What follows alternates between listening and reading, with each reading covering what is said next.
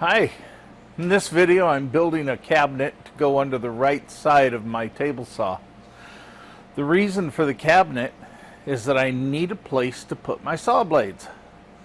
I'm still building shop fixtures, and my saw blades and any other table saw accessories are all lying on the floor.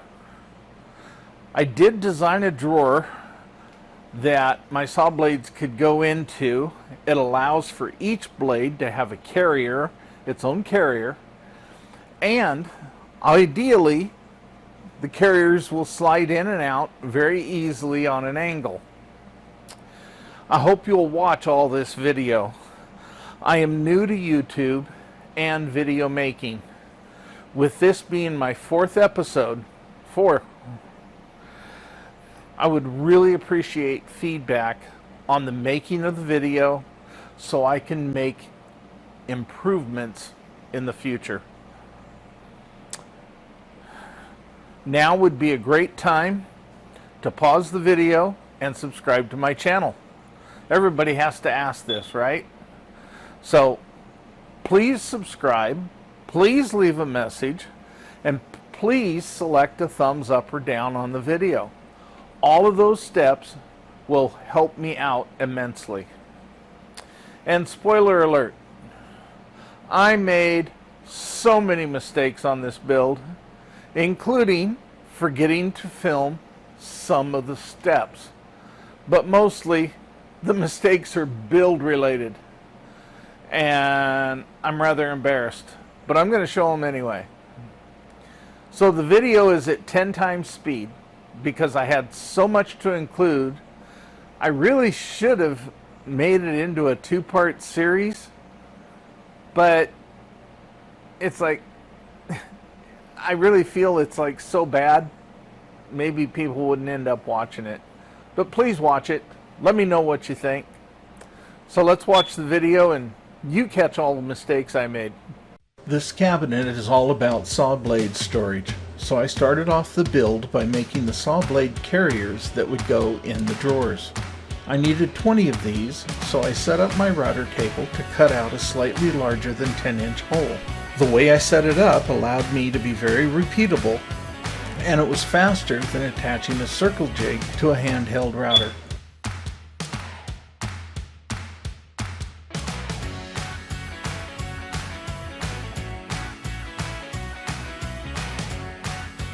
This picture shows a finished saw blade carrier.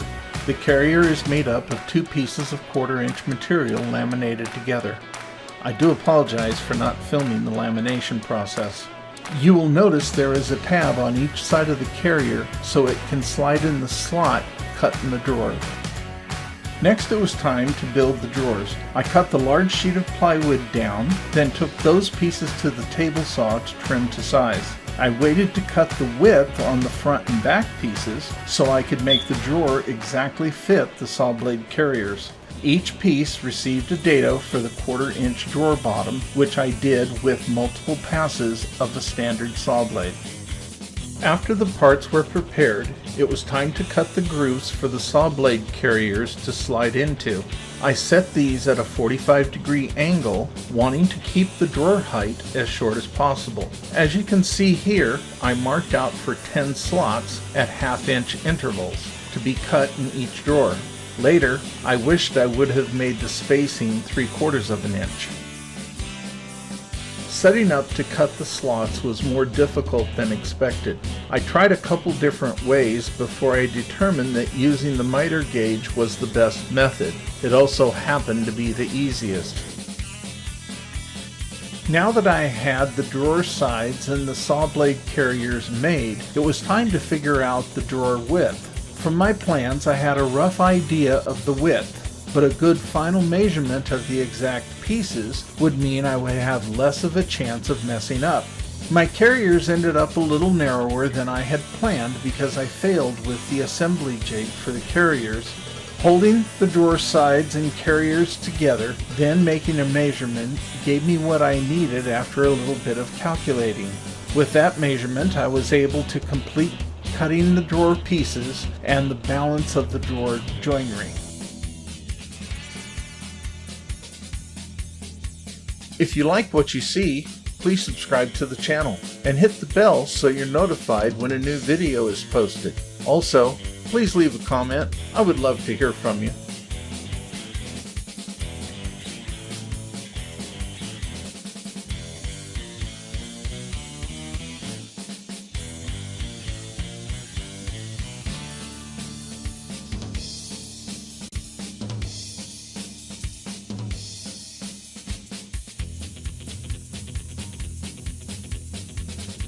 There's not much to say about gluing up a drawer. Spread some glue in the joints, assemble 3 sides, slide in the bottom, and cap off with the 4th side.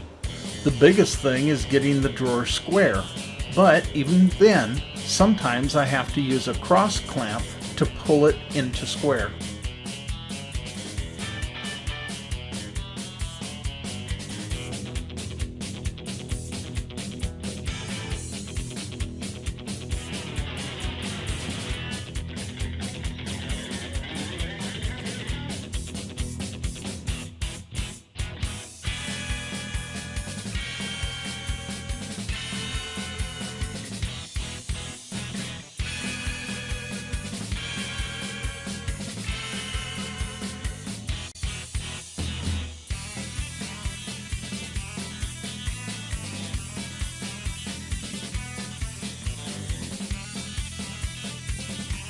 With all the easy stuff glued up, it was now time for the carcass assembly.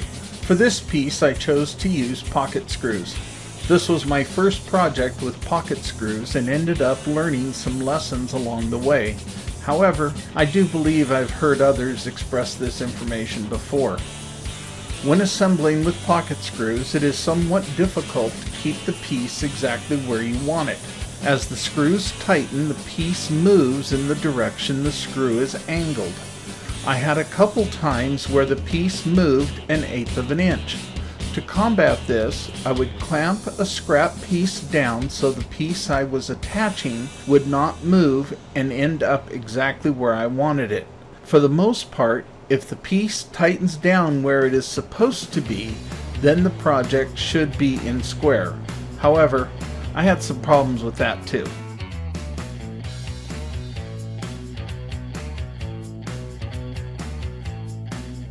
Well, it's time for a shameless plug. If I have earned it, please subscribe to the channel and click on the bell so you get notified each time I post a new video. Clicking the like or dislike button would really help me out too. Wait, I want to hear from you too. Please leave a comment letting me know what you thought of the video. Being new to this, I appreciate all constructive comments. Wow, I'm glad it's over.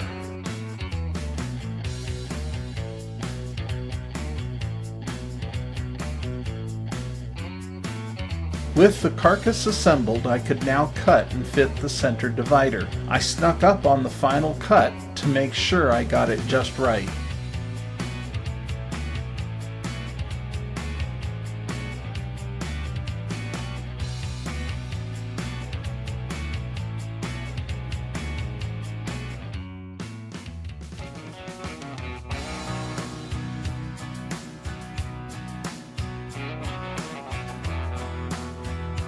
My plan included putting a back on the cabinet. I cut a 1/4 inch piece of ply for the back and fitted that to the rabbet I made around the inside back. My carcass was slightly out of square, but the back brought it back to square.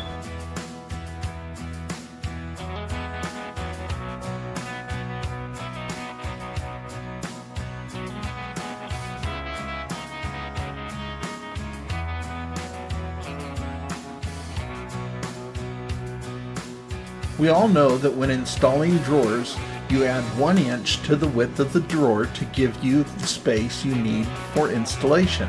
However, in this case, I was placing the divider to create the drawer space after the drawers were built. I chose to use the drawers and the drawer slides as my spacers for the divider. I stacked the slides, some shims, and the drawers, then set the divider on top to fasten it in place. I used the shims to add back some of the space taken away by compressing the slides. I place screws through the top stretchers and through the bottom shelf to hold the divider in place.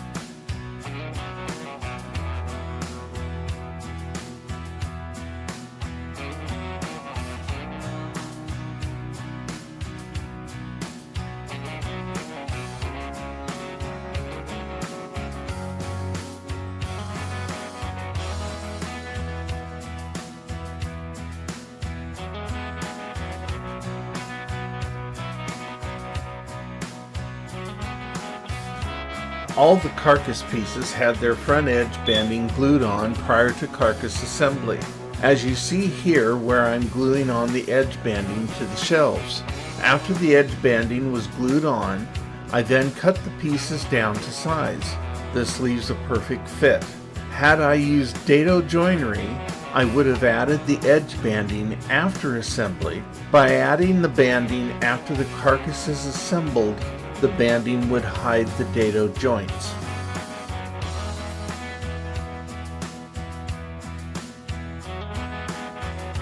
I used a trim router by hand to trim the banding to size for the width. The way I did this was a huge mistake, as I was unable to hold the router steady enough to not get any gouging because of tilting the router. My temporary assembly table doesn't have a vise, and I failed to add thickness to help keep the router steady and help hold the piece upright.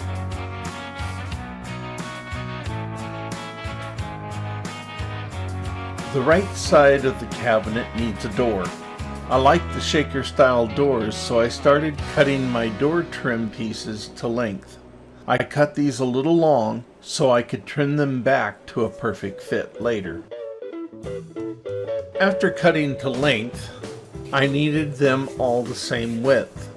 My rough cut left the pieces a bit wide, but now I could bring them all to a 2 1/4 inch width.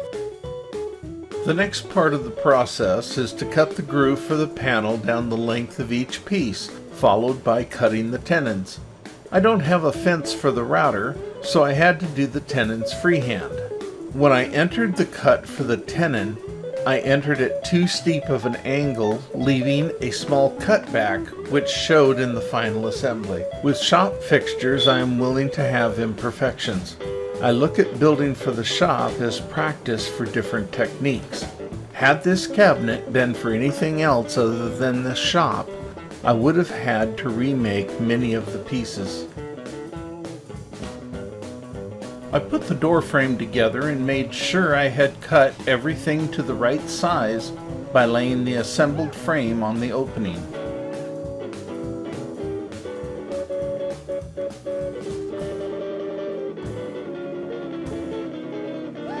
Then I cut a panel to fit out of 1/2 inch ply, rabbited the edges, and assembled the door. Glue was only applied to the tenons, allowing the panel to float freely within the frame.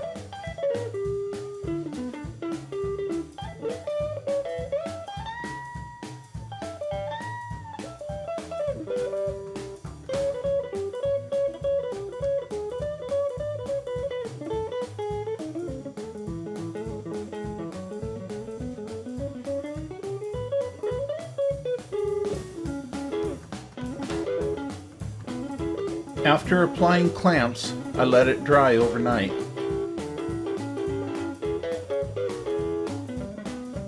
With the door finished, I could then move on to the drawer fronts.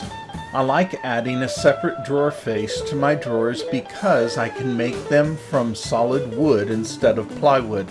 I bought a large 5/4 piece of poplar that I had to mill down to size. The piece needed one edge squared and milled to 3/4 of an inch thick.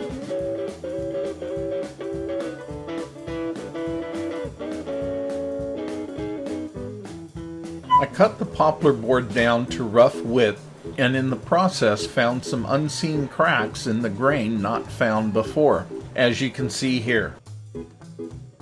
The crack ran most of the length. During the glue up, I spread the crack open and forced glue inside, hoping everything would turn out okay once all the glue dried. I glued all 3 pieces, including the crack, together, then cut the panel into the correct widths needed. Here is a picture of the completed cabinet. I made a multitude of mistakes building this cabinet and am embarrassed to say so. As you can see here, under the right wing of the table saw is where the cabinet was intended to sit. But when I took my measurement, I forgot to look up and consider the brace on the leg of the table saw extension.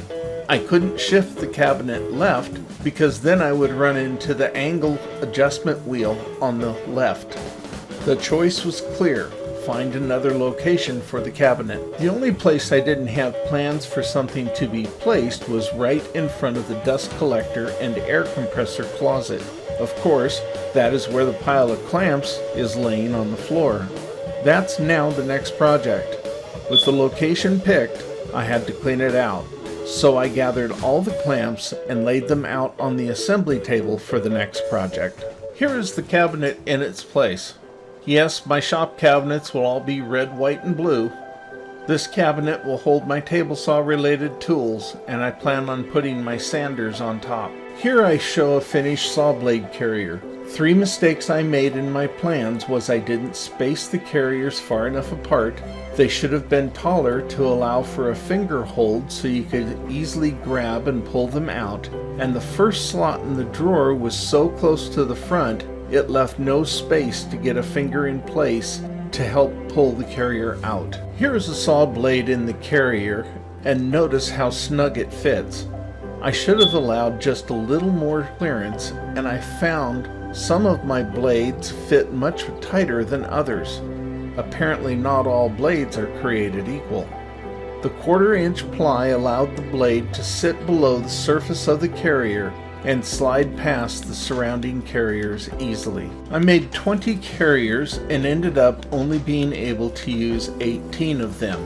After putting all my blades away, I had used 14 of the carriers.